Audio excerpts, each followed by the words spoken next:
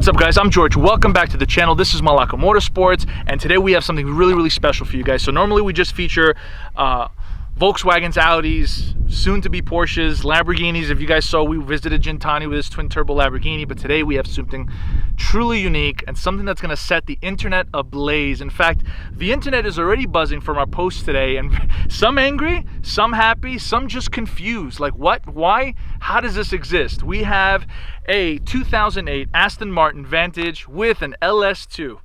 That's right. For all you American Motors and V8 guys that are out there saying, you know what, this is the way you got to go. Well, today you guys won. We have an Aston Martin powered by an LS2, and we want to show it to you as an exclusive first-hand view and test drive so you guys can see what this car is all about.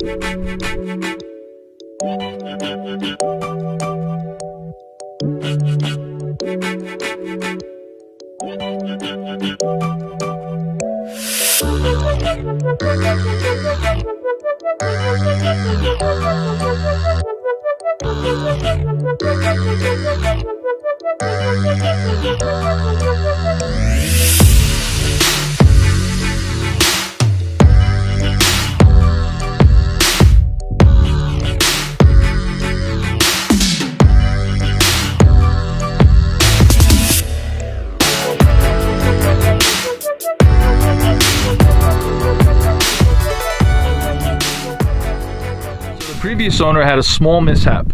If you guys take a look, it's powered by an LS2 motor, by the LS2 ECU, and it's running with an automatic transmission in a 2008 Aston Martin Vantage. So how did this happen? Why did it happen? Did it happen on purpose? Did it happen by accident? So it's a combination of the two. So the previous owner who had the car, it was powered by an Aston Martin power plant. It worked well, ran well, loved it. Unfortunately, they had a mishap where they damaged the oil pan during a parking situation and continued to drive the vehicle till they seized it. Well, to no surprise to you guys, this motor in this car that comes from the factory, which I'll show you in a picture above, is very expensive. In fact, the closest motor that we could find that's anywhere near this is roughly around $15,000, if not more, unless you have some kind of special hookup. So someone was looking at this and saying, you know what, am I really gonna spend $15,000 on an Aston Martin motor and deal with the servicing headaches and the costs that come with it? Or am I gonna do something truly unique? So what did the owner do? They contacted a local shop in LA, said throw an LS in there. They decided on the LS2 with an automatic transmission package, and they got it running, and it's been running. They have roughly around 30,000 miles on this setup. It's a naturally aspirated setup as is, but now the new owner, which we won't mention because he asked not to be, does have some pretty serious plans for this car. He's not going to leave it naturally aspirated. He wants to turbocharge this car, but at first he's going to enjoy it for a while. So in an exclusive first show, as we can't find anyone out there that has a car similar to this, the way it's set up, we're going to show you guys some cold starts, some acceleration, what this car sounds like, and what it's like to drive on the inside of the cabin with an American V8. Now I know what you guys are saying, blasphemy, you know, how dare he's wrong. But remember, you know, we're also known for swapping motors into cars that have no idea or don't belong in them whatsoever. And we got a lot of flack for it originally. But now if you look at it, the fastest Audi in the country is powered by a VR6. Initially, it just came with so much hate. But now people are starting to understand. In fact, now we have more swaps going on than ever before. So is this going to catch on? Is the LS going to be the go-to swap for the Aston or exotics or high-end cars out there? Why not? The LS is a very powerful and packed with tons of potential and a huge aftermarket support. Lots of guys, lots of people out there running with forced induction setups on LSs, and they're making crazy power. And we'll post some of those links in the description below for you guys to check out. Some of the quick searches that we've done has turned out some guys making 1,000 plus on 10 or 15 or 20 pounds of boost. Not 30, not 40, not 50 on a V8 LS motor that's properly set up. Anyway, enough of me talking. Let's get you guys a cold start. Let's get you guys some acceleration. See the car, feel the car. I'm going to get behind the wheel. You guys are going to see me start this bad boy, take it for a short little trip, and we're going to see what this thing's all about.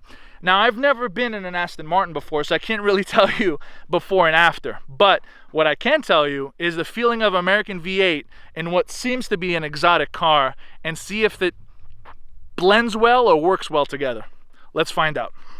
What's up, everybody? So we're inside the Aston Martin, and we'll give you guys a close-up, a small little panning shot of what's to be expected on the inside of this cabin. Now, again, you know, we're not a channel that does stock car reviews. These are the kind of cars that we review. We showcase swap cars, cars putting out lots of power. If we're putting a title in the video, that's what you're getting. So we're inside an LS powered Aston Martin. Let's start her up. So owner told me put the key in, turn it, let its power up, do its thing, right?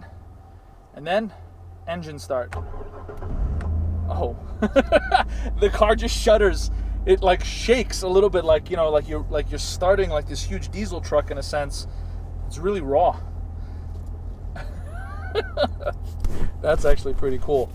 And if you guys want, we'll show you guys what the dashboard looks like. It's actually a digital setup in the dashboard. You guys got to check it out. It looks great.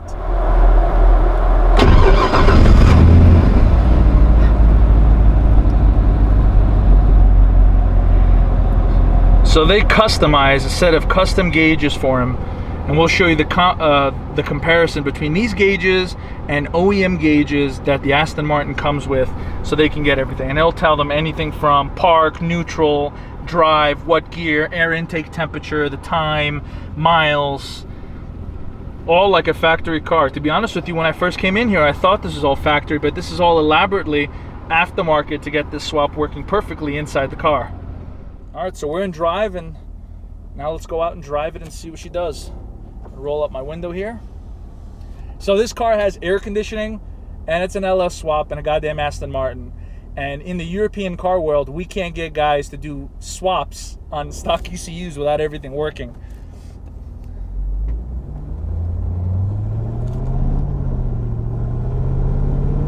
Woo. So I'm not going heavy with the accelerating. You know, I'm going easy, just kind of feeling her out. And it's a very tight fit. I'm a fat dude, okay? I'm a big guy. And it's very cumbersome. Like, even as a big guy, with me not fitting in this thing 100%, it still feels very, very comfortable, you know? And you feel, like, I won't lie to you.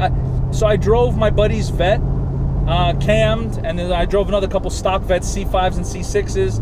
And this feels kind of like a Vet in a sense. It's using the same Chevy transmission that they couple with the LS2, and the shifter almost looks like it's straight out of a Corvette, which is pretty cool. We'll get you guys a picture of that as well. But I mean, it feels solid. It almost feels like you're driving this tank that just sounds angry, but it also sounds refined. So I'll show you guys a picture of it, but they're running, I believe, the catback system from the Aston Martin. So it sounds grizzly, but it also sounds refined in so many ways. It sounds really, really cool. And I'm gonna pop a UE here, do some light acceleration for you guys so you guys can actually feel the car, see it. It's a naturally aspirated bone stock LS2. He hasn't modded it yet, but it's gonna be really cool to see a turbocharged Aston Martin LS2. So I'm really excited about that, to be honest with you. You know, we're gonna follow the new owner's kind of journey with him.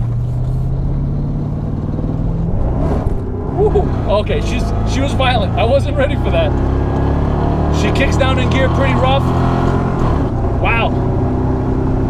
So, again, you know, as a stock LS, she's not blistering fast, but it's it almost feels like, in a sense that, I don't know, she almost propels really, really quick. I don't even know how to say it, but she moves really, really well.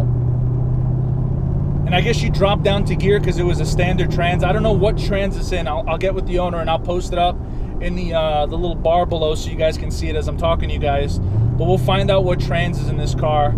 They say that the stock ECU is powering this bad boy, that the stock ECU is running just fine, and it's spited in together with Aston Martin's body harness, and it works really, really well. So even if you wanted to use the OBD2, you can scan for codes as if you're driving an Aston Martin, minus a couple things that may come up because it's not the exact same computer. But I mean, it feels, I can't even begin to describe it. So the car feels solid. She rumbles and she's angry, man. This car just wants to go. She's really, really angry.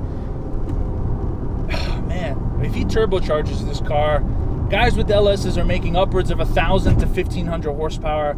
Imagine, would you guys like to see that on our channel? Put that in the comments below. A turbocharged, big single turbo, maybe even twin turbo LS Aston Martin. And for those of you guys that came to this channel because of this video, don't get angry. Don't get angry. I know there's a lot of purists out there that say, oh, why did he do this? You know, it shouldn't be, you know, LS swapped. He ruined the car. He didn't ruin it. This is a different take on a very classic vehicle, iconic vehicle. This is the hillbilly James Bond car, so to speak. And you can't knock it. You can't knock it with an owner that wants to turbocharge it and eventually make 1,500 horsepower, 1,400 horsepower in his LS, in an Aston Martin. You got the orange leather seats, leather seats. I mean, the interior is solid. I've never been in an Aston Martin before, so I'm sorry I don't have that experience for you guys, but all that looks... Yeah, she gets up and go. She's not violent, but when that gear drops, she wants the boogie, and you get all that power from the stock LS in this Aston Martin, and you get a really different feel. I'm pretty sure that the stock Aston Martin motor, I know the V8, they also had a 12. I'm pretty sure they're somewhat more refined, and the LS is a lot rougher, a lot rawer. But this is what I'm used to. I like this. This is gonna boogie. And you don't get any crazy rattles or anything like that. It's a 2008, right? You know, any vehicle that's at least over, it's now about 10 years old, you get like weird rattles and whatnot and sounds. And I don't get that in this car. For being over 10 years old and being an exotic, you know, a UK-based car, I mean, really almost feels like a brand new car, aside from it just being older, you know. Obviously, normal wear and tear comes into play. But yeah, man, this is a hell of a swap. This is cool as hell.